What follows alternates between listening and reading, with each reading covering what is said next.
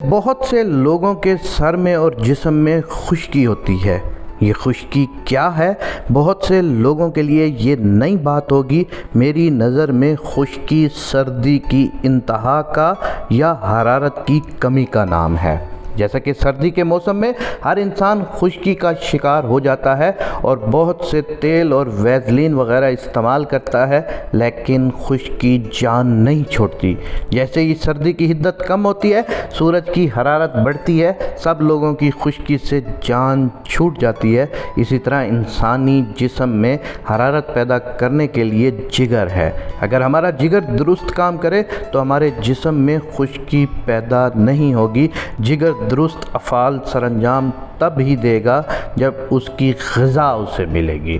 اتنا کچھ لکھنے پڑھنے کے بعد کچھ سوال پیدا ہوتے ہیں کہ خشکی سے کیا ہوتا ہے؟ خشکی سے چیزیں پھٹ جاتی ہیں، جسم کے اعضاء میں سکیڑ پیدا ہوتا ہے، خشکی سے اعضاء دبلے پتلے ہوتے ہیں، نیند ختم ہو جاتی ہے۔ اگر خشکی حد سے بڑھ جائے تو ایسی علامات ظاہر ہو جاتی ہیں جن کو بیماریاں کہا جا سکتا ہے۔ مثلاً قبض، انتڑیوں میں خشکی سے سکیڑ پیدا ہو جاتا ہے، خون گاڑھا ہونے کی شکایت ہوتی ہے، معدے میں ایسیڈیٹی تیزابیت رہتی ہے، کولیسٹرول بڑھ جاتا ہے، ٹینشن سوار رہتی ہے، کان بجنا کان کی خشکی سے ہوتا ہے، ہونٹوں کا پھٹنا، بواسیر، زبان کا پھٹنا، ناخن کا پھٹنا، ناخن کا بیٹھ جانا، جلد کا پھٹنا، چنبل، جلد سے چھلکے اترنا، جلد کی خشکی، جگر ٹھنڈا ہو جانے سے اس پر چربی آنی شروع ہو جاتی ہے، کیونکہ جس نے بذات خود چربی کو تحلیل کرنا تھا وہ ہی ٹھنڈا ہو چکا ہے۔ اس کی غذا نہ ملنے کی وجہ سے اس پر بھی چربی بننا شروع ہو جاتی ہے۔ دماغ میں خشکی بڑھ جانے سے انسان ماضی کی تمام باتیں، لمبی لمبی کہانیاں اور تاریخی واقعات تک سنا دیتا ہے، لیکن حال کی چیزیں یاد نہیں رہتی، حتیٰ کہ بات کرتے کرتے بھول جاتا ہے، پھر جلد یاد کرنے سے بھی یاد نہیں آتی، بلکہ کافی وقت گزرنے پر پھر کسی اور لمحے وہ بات یاد آ جاتی ہے۔ ایسا دماغ میں خشکی سے ہوتا ہے۔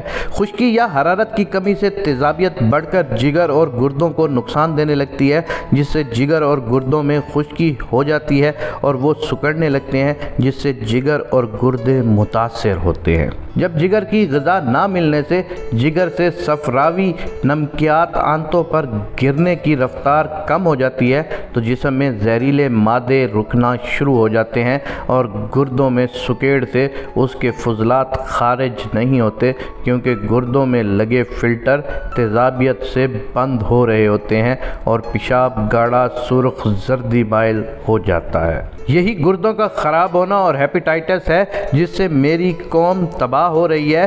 یہ ایسی علامات ہیں جن کا خشک اثرات رکھنے والی ادویات سے علاج ہوتا نظر نہیں آتا۔ غذا کی شکل میں میری معصوم قوم خود بھی ان سے بچ سکتی ہے۔ تشخیص کے بعد اگر تھوڑا غور و فکر سے کام لیں تو بہت جلدی ان بیماریوں سے جان چھوٹ سکتی ہے۔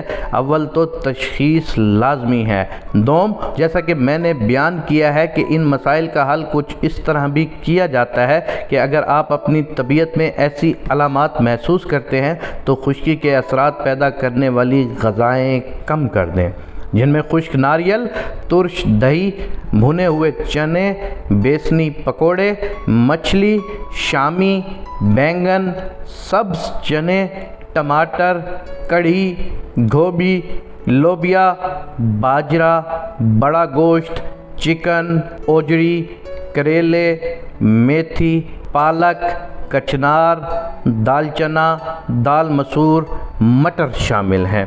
اور اپنی غذائی چارٹ میں درج ذیل غذاؤں کو اگر آپ شامل کر لیتے ہیں تو یہ خشکی سے نجات پانے کے لیے بہت اچھی ہیں۔ مربع ادرک، حلوہ بادام، دیسی گھی کا ہو، گندم کا دلیا، دیسی گھی کا پراٹھا، میٹھے دیسی انڈے، گاجر، گھیا توری، شلجم، سری پائے کا سالن، گوشت بکرے کا، دیسی مرغ، بٹیر، تیتر، چڑیا، کبوتر، مرغابی کا گوشت، کلیجی، دال مونگ، مونگرے، کدو، ٹینڈے، زیتون، دیسی گھی میں پکائیں۔ سلاد میں سبز پودینہ، پیاز، زیرہ، کالی مرچ، ہلدی، گائے کا دودھ، شہد، پھلوں میں آم، خربوزہ، امرود، پکے ہوئے انگور، میٹھے پپیتا، کھجور وغیرہ۔ اپنے غذائی چارٹ میں زیادہ سے زیادہ ان چیزوں کو شامل کریں تو چند دنوں میں آپ کی صحت بہتر ہونا شروع ہو جائے گی۔